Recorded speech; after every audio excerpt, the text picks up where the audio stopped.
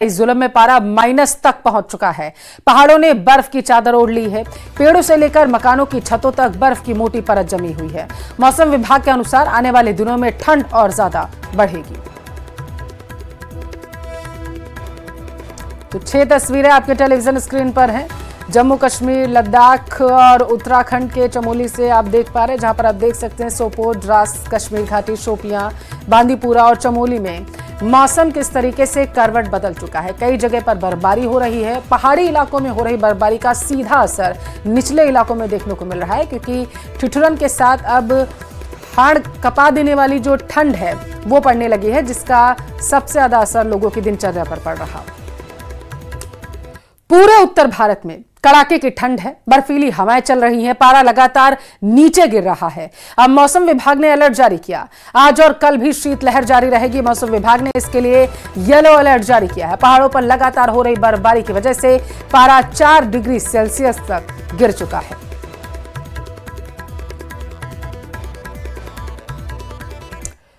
तो कई महीनों तक शुष्क मौसम रहने के बाद पहाड़ों पर बर्फबारी का मौसम अब चल पड़ा है। जम्मू कश्मीर की वादियों से लेकर लद्दाख में बर्फबारी हो रही है। हिमाचल और उत्तराखंड में भी इसका असर दिखने लगा है।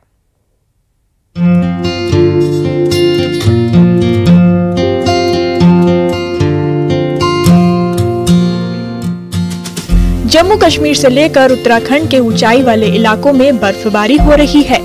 जम्मू कश्मीर के सोपोर, बांदीपोरा, शोपियां में बर्फीली बारिश हो रही है, तो वहीं लद्दाख में भी हर तरफ सफेदी छाई है। उत्तराखंड के चमोली में बर्फबारी से वादियों की रौनक बढ़ गई है।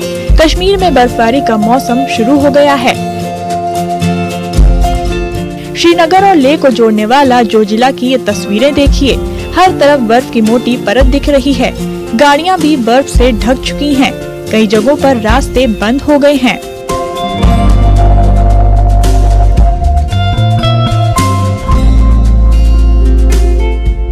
कश्मीर के बांदीपोरा में लगातार बर्फबारी हो रही है।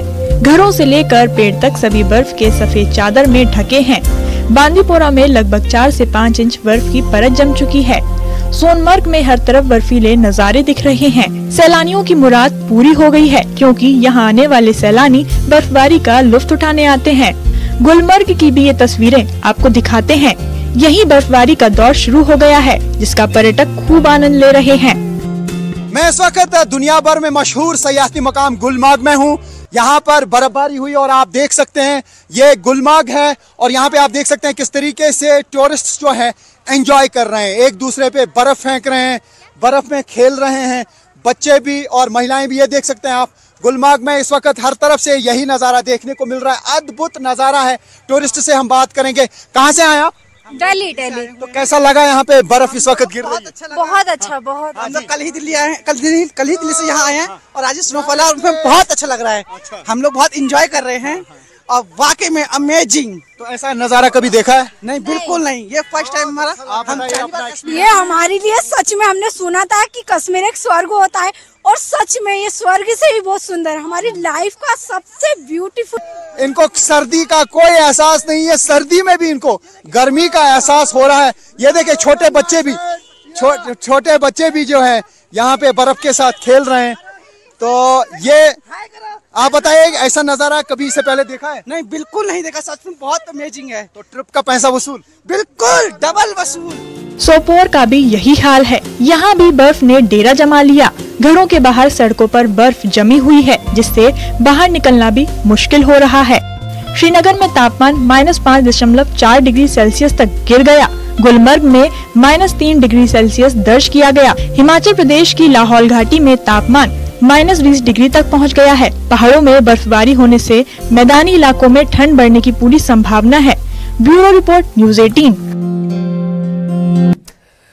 तमिलनाडु में डिंडीगुल त्रिची रोड पर एक अस्पताल में आग लगने की घटना से 7 लोगों ने अपनी जान गंवा दी है, जिसमें एक मासूम बच्चा भी शामिल। आग बुझाने की कोशिश जारी। अस्पताल में फंसे लोगों को सुरक्षित बाहर निकालने की भी कोशिश की जा रही है। आग बुझाने के लिए 4 से ज्यादा दमकल की गाड़ियां मौके पर मौजूद हैं और मरीजों को दूसरे अस्पताल में शिफ्ट किया जा रहा है। 10 से ज्यादा एम्बुलेंस इसके लिए लगा दी गई हैं ताकि सुरक्षित उन्हें दूसरे अस्पताल में शिफ्ट किया जा सके। इसके अलावा दमकल विभाग, आम लोग, पुलिस और डॉक्टर लिफ्ट में फंसे लोगों को निकालने की कोशिश कर रहे हैं और उन्हें डिंडीगुल सरकारी मेडिकल कॉलेज अस्पताल भेजने के काम में जुटे हुए हैं। जिला कलेक्टर और स्थानीय विधायक भी घटना स्थल पर पहुंच चुके हैं। हालातों का जायजा लिया जा रहा है। दुर्घटना के कारणों का अभी तक हालांकि पता नहीं चल पाया है, इसकी भी जानकारी जुटाई जा रही है।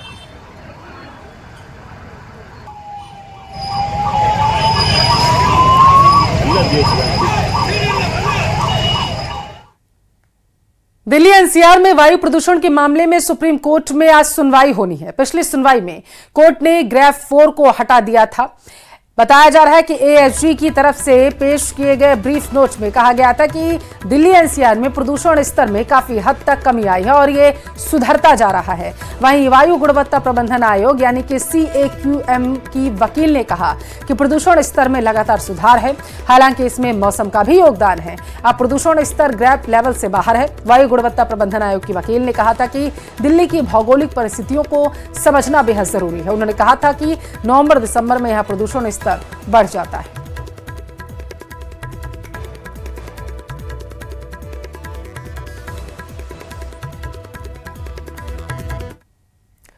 फिल्म द साबरमती रिपोर्ट की स्क्रीनिंग के दौरान दिल्ली के जेएनयू में पत्थरबाजी हुई। एबीवीपी के छात्र, लेफ्ट ग्रुप के जो छात्र थे उनके बीच में पत्थरबाजी की गई है और यह आरोप लगाया गया। एबीवीपी के छात्रों का आरोप है कि उनके कार्यक्रम में लेफ्ट के छात्रों अक्सर ऐसी हरकतें करते रहते हैं, खलल डालते रहते हैं। स्क्रीनिंग वाली जगह पर पत्थर के कई टुकड़े भी मिले। हालांकि अभी मामला शांत है, लेकिन पत्थरबाजी पर सियासत शुरू हो चुकी है। देखिए रिपोर्ट में।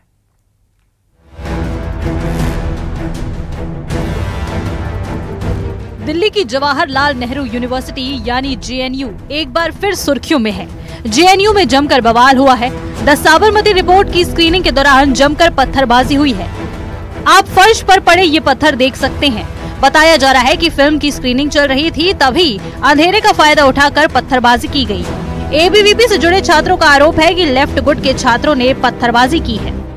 साबरमती फिल्म के नाम पर इस्लामो लिबरल कांग्रेस इकोसिस्टम के दंगाई और पत्थरबाज काम पर जिस प्रकार से असहिष्णुता का परिचय देते हुए आम तौर पर जो फ्रीडम ऑफ स्पीच के नाम पर नाचने वाली मंडली है, उसने साबरमती फिल्म के स्क्रीनिंग के दौरान पोस्टर भी फाड़े, पथराव भी किया। ये अजीब और गरीब हिपोक्रेसी है। ये वही मंडली है जो बीबीसी डॉक्यूमेंट्री दिखाना चाहती थी। ये वही मंडली है जो परजानिया फिल्म दिखाना चाहती थी। पर ये वही मंडली है जो गोधरा कांड का सच छुपाना चाहती है। ऐसी कौन सी बात है गोधरा कांड में जो सामने निकल कर आएगी तो इस जमात को उससे तकलीफ होती है। एबीवीपी का आरोप है कि उनके कार्यक्रमों में लेफ्ट के छात्र अक्सर इस तरह का खलल डालते हैं। पुलिस सूत्रों के मुताबिक आज शाम करीब 5:30 बजे से फिल्म द साबरमती रिपोर्ट की स्क्रीनिंग चल रही थी। उसी बीच ये पत्थरबाजी हुई है। स्क्रीनिंग वाली जगह पर पत्थर के कई टुकड़े भी मिले हैं। हालांकि अभी मामला शांत है। यहाँ पे अगर देखा जाए तो पिछले सुबह से ही स्क्रीनिंग की पैम्पलेट, पोस्टर आए, फ्लेक्स लगाए गए पूरे कैंपस में। मतलब एग्जाम के होते बावजूद भी सारे बच्चों में उत्साह थी मूवी को लेकर। तो देखा गया कि कुछ छुटपुटिया जो वामपंथी संगठन है वो उस समय से उनकी इंटेंशन दिख रही थी कि कहीं ना कहीं कुछ विघ्न डालने वाले थे। तो देखा गया कि जैसे टी पॉइंट पे फ्लेक्स लगा हुआ था काफी बड़ा, उसे ब्लेड से काट दिया गया। जैसे ही मूवी स्टार्ट हुई तो पूरे खास करके जो आगे की तरफ छात्राएं बैठी हुई थी और पीसफुली सब मूवी स्क्रीन हो रही थी और देख रहे थे। तो कुछ वामपंथी संगठन के लोग 20-30 के संख्या में अंदर साबरमती हॉस्टल में घुसते ही ऊपर देखा जाए तो ऊपर फ्लोर पे चढ़कर कुछ पत्थर इकट्ठे किए, जैसे कि उधर आप देख सकते हैं भी गिरा हुआ है। उसके बाद एक बार उन्होंने मारा, एक छात्रा को लगा। उसके बाद फिर कुछ लोगों ने जाकर देखा, फिर उन्होंने कमरे में चले गए।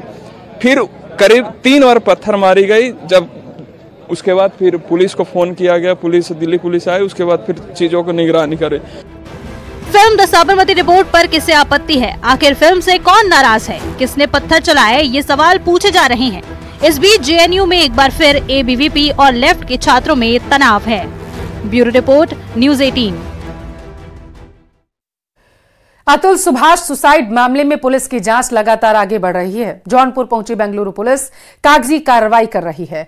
पुलिस एआई इंजीनियर मृतक अतुल के ससुराल जौनपुर पहुंच चुकी है। सब इंस्पेक्टर रंजीत कुमार के नेतृत्व में महिला समेत 4 पुलिसकर्मी जांच में लगे हैं। बता दें कि इस मामले में परजुन के तहरीर पर बेंगलोर पुलिस मृतक के पत्नी निकिता सिंघानिया, सास निशा, साला अनुराग और ताऊ सुशील सिंघानिया समेत 4 लोगों पर केस दर्ज कर चुकी है। उधर मामला तूल पकड़ने के बाद अतुल के ससुराल वाले फरार हैं। अतुल सुभाष सुसाइड केस में एक्शन हुआ है। जौनपुर में बेंगलुरु पुलिस की कार्रवाई देखने को मिली।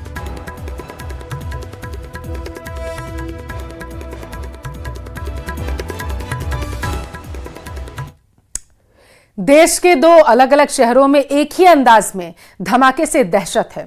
दोनों जगह धमाके का एक ही पैटर्न फॉलो किया गया। ये शहर है चंडीगढ़ और हरियाणा का गुरुग्राम। सबसे खास बात यह है कि इन दोनों धमाकों की जिम्मेदारी